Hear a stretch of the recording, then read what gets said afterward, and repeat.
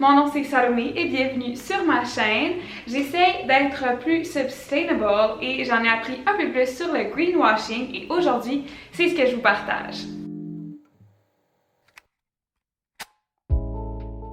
Qu'est-ce que le greenwashing? C'est une technique de marketing qui est utilisée pour faire croire aux consommateurs qu'une compagnie est plus verte et plus écologique qu'elle est réellement. C'est vraiment important de soulever ce problème-là et de dénoncer les compagnies qui font du greenwashing parce qu'il y a de plus en plus de consommateurs qui sont prêts à payer plus cher pour des produits plus écologiques. Donc, c'est important de dire aux gens de ne pas se laisser avoir par ces compagnies mensongères. Il y a énormément de compagnies qui font du greenwashing, malheureusement. Donc, je vais juste vous en nommer quelques-unes pour vous donner des exemples concrets. Premièrement, il y a Fiji, tu sais, les bouteilles d'eau de riche là, qui sont genre 5$. Eux, ils ont fait une campagne récemment qui annonçait que leur bouteille d'eau était très verte, qui mettait pas beaucoup de gaz à effet de serre. Ils ont fait aussi une publicité qui a passé à la télé puis sur le web, était vraiment genre pleasing, genre la voix là-dessus était super smooth, calming, vraiment ASMR style, c'était super beau visuellement aussi. Nature has created the best water in history, from a time before we started recording it, bottled at the source, untouched by man. Puis dans leur message, ils disaient qu'ils utilisaient de l'eau qui n'avait jamais été touchée par l'humain. Donc tu sais, c'était très un message comme oh, on est vert, on est très bon, mais après ça, quand tu regardes ça, tu sais, pour faire leur bouteille d'eau, ils font de la déforestation, puis ils émettent énormément de gaz à effet de serre, puis en plus, ils vont sur des terres où les Fidjiens, 47% de leur population n'ont même pas eux-mêmes accès à l'eau, donc c'est un peu hypocrite de leur part de dire qu'ils sont super écologiques, alors qu'ils utilisent quand même des bouteilles d'eau qui vont avoir beaucoup de difficultés d'années à se dégrader, puis qui utilisent du transport pour...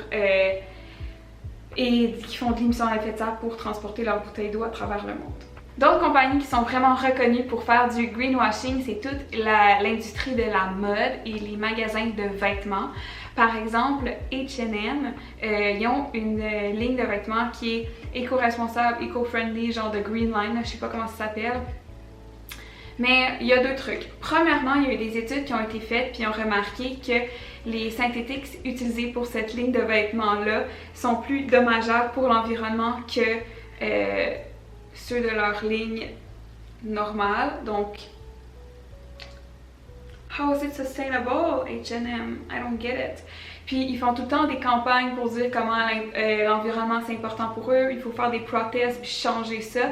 Mais ça reste une compagnie de fast fashion qui encourage la surconsommation et ça c'est vraiment pas bon pour l'environnement. Leur packaging est surpackage, donc c'est un peu ça, comme dirait la Gen Z, you know? Une autre compagnie qui a été accusée de greenwashing, c'est Chevron. Il y a plusieurs années, ils ont fait une campagne publicitaire où on voyait des publicités super touchantes et où ils disaient que leurs employés s'occupaient des animaux, des ours, des sea turtles. Mais ensuite, les gens se sont rendus compte que la compagnie violait plusieurs actes comme le Clean Air Act, le Clean Water Act, puis déversait de l'huile dans des refuges fauniques. Donc, what's up Chevron, like, c'est vraiment pas logique, vous êtes comme on s'occupe des animaux, mais en même temps on déverse nos vieux produits super dommageables dans leurs écosystèmes. So, excuse me, that's rude Chevron. Vous le savez, j'adore vous donner des petits fun facts et d'un historique, donc here we go! Le terme a été popularisé en 1983 par l'environnementaliste Jay Westerveld. Il était en vacances à Fidji, puis là il se promenait, puis il est passé devant l'hôtel, le Beachcomber, puis il a vu une affiche qui invitait les invités, les guests de l'hôtel à réutiliser leurs serviettes parce que c'était très dommageable pour l'océan, pour les coraux, puis l'hôtel disait « nous, tu sais, l'environnement c'est super important pour nous ». Puis notre bon friend Jay, il était comme « ah ». Mais c'est weird, pourtant vous êtes en train de faire une grosse expansion, vous êtes en train de construire plein de bungalows sur l'île, puis cette expansion-là est en fait super dommageable pour l'écosystème. Donc, comment êtes-vous vraiment attentionné à l'environnement si vous faites ces constructions-là? Quelques années plus tard, il écrit un travail pour l'école, puis il mentionne cet événement-là et il utilise la phrase, et je vais vous la lire. It all comes out in the greenwash. Puis là, il y a un de ses collègues qui a lu son travail, qui a full aimé ça, puis qui a dit « Hey, est-ce que tu aimerais écrire un article par rapport à ça, au greenwash que tu as mentionné dans le journal ou le magazine pour lequel il travaillait? » Jay, il était comme « Of course! » Puis il a écrit son article et là, ça a été super populaire et puis de plus en plus de monde l'ont repris. Et là, je vous vois venir avec vos questions. Mais comment on fait pour démasquer les compagnies qui font du greenwash? Have no fear, je suis là pour répondre à vos questions. Je vais surtout faire référence à l'industrie de la mode parce que je trouve que quand on achète des vêtements, c'est ça qui est un peu plus difficile de savoir si la compagnie fait juste du greenwashing ou est vraiment bonne pour l'environnement. Bon, la première step, c'est long et c'est plate, mais il faut faire ses recherches. Un site que j'aime vraiment beaucoup, ça s'appelle Good On You. Vous pouvez juste taper le nom de la compagnie. Si, admettons, vous voyez un super beau jeans, puis là, vous avez fait des recherches, vous êtes comme Sustainable Jeans, ok? Puis là, vous allez tomber sur une compagnie que vous connaissez pas. Puis là, vous êtes là comme, ok, mais est-ce que je suis en train de me faire entourlouper par cette compagnie? Vous pouvez rentrer le nom de la compagnie, puis Good On You, il va vous aider à déterminer si c'est une bonne compagnie ou non. Ils vont juger sur 3 facteurs: traitement des animaux, traitement de l'humain, je pense comme traitement de l'environnement. Donc, eux, ils font plein de recherches de leur côté, puis ils simplifient ça pour nous. J'adore ça, c'est super bien fait, facile à chercher, facile à comprendre d'un coup d'œil. C'est comme un petit système d'emoji. J'adore ça. Quand vous faites des recherches, moi, je m'en vais directement sur le site web de la compagnie et je regarde plusieurs choses. Premièrement, je regarde les vêtements sont faits de quels matériaux. Généralement, les matériaux qui sont sustainable, c'est du coton organique ou recyclé, du lin, du chanvre. Si les vêtements sont faits avec des bouteilles recyclées ou des filets de pêche recyclés, ça c'est un bon indicateur. Si je connais pas le nom du matériau, je vais le googler. Puis généralement, ça m'en en prend plus, puis ça me dit si c'est un bon matériau ou si c'est pas un bon matériel. Un autre truc important que je regarde, c'est d'où vient la compagnie, où sont faits ses vêtements et ses matériaux. J'accorde vraiment beaucoup d'importance à la transparence des compagnies. Donc, par exemple, il y a plein de compagnies que c'est des owned par des femmes québécoises ou canadiennes, mais qui sont transparentes puis qui disent mon matériau, il n'y a pas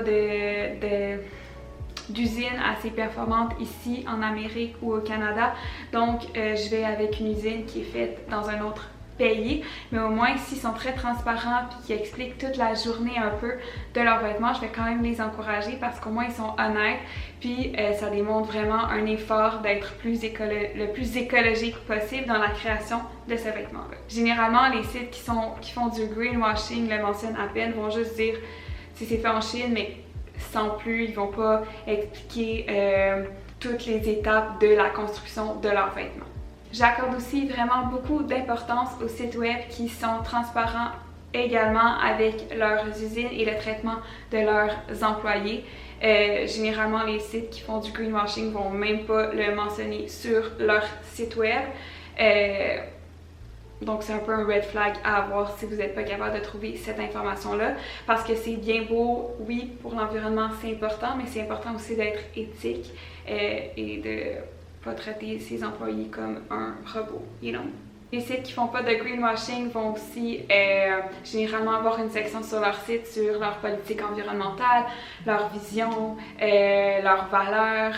Donc ça, c'est des green flags à avoir pour une compagnie auquel vous voulez acheter les vêtements et qui sont vraiment sustainable et qui font pas du greenwashing. Si vous n'êtes pas certain qu'un produit est sustainable ou qui fait juste du greenwashing, c'est important de regarder les certifications. Donc généralement, c'est des petits logos qui vont apparaître sur l'emballage du produit. C'est une espèce d'étampe qui donnés par des organismes qui, eux, vont avoir étudié le produit puis qui peuvent dire « Ok, ce produit-là respecte les critères et les normes et régulations que nous, on a puis qu'on a évaluées qui sont bonnes pour l'environnement. » Mais là, il y a tellement de logos puis tout ça, c'est toujours un peu confusing. Tu sais jamais genre « Ok, mais qu'est-ce que ce logo-là veut dire? » n'ayez crainte, dans mes recherches, j'ai trouvé plein de sites qui peuvent vous aider à démêler tout ça.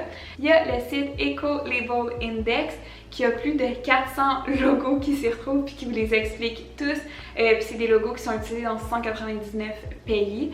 Donc si mettons vous êtes dans un magasin, vous pouvez chercher le nom du logo, ils vont vous l'apparaître. Durant mes recherches, j'ai découvert 3 applications qui permettent d'en apprendre plus sur ces fameux logos de certification. Donc il y a l'application Ecolabel, Think Dirty puis How Good. Puis avec toutes ces applications-là, il y a un scanner, donc vous faites juste approcher le scanner sur un logo que vous ne connaissez pas. Ça va être capable de le détecter et de vous expliquer c'est quoi le logo. J'aime aussi beaucoup l'application Think Dirty, donc vous pouvez choisir une catégorie, par exemple, là je vois Sun Care, puis là ils vont vous sortir plein de marques qui sont sustainable, même là présentement ils vont vous sortir des compagnies qui supportent l'Afghanistan, donc je trouve ça vraiment cool et je vais définitivement plus la regarder, je viens de la découvrir, donc je vais définitivement plus l'utiliser. Les certifications, c'est vraiment important parce que même si tu fais toutes les recherches, des fois il y a des trucs qui sont plus difficiles à savoir. J'ai été vraiment déçue d'apprendre que, par exemple, il y a certaines compagnies qui disent « Ah, nous on fait des vêtements à partir de bouteilles d'eau recyclées », mais quand les gens faisaient plus d'études et de recherches, ils se rendaient compte que ces compagnies-là faisaient affaire à des fournisseurs qui n'utilisaient pas des vieilles bouteilles d'eau, mais des bouteilles d'eau non utilisées, neuves, qui transformaient en fibres de vêtements.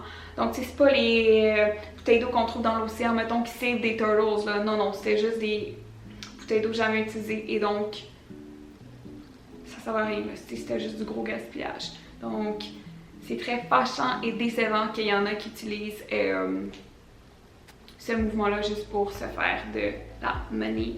Donc soyez vigilants et regardez ces certifications. C'est ce qui conclut mon vidéo sur le greenwashing. J'espère que vous en avez appris un peu plus et que vous avez découvert des nouveaux trucs si vous n'en connaissiez pas pour être plus vigilant à l'avenir. Si vous avez d'autres trucs que j'ai pas mentionnés, s'il vous plaît, dites-le moi en commentaire parce qu'ensemble on peut s'aider à contrer ces compagnies. Et sinon, like and subscribe pour d'autres vidéos. On se voit la semaine prochaine!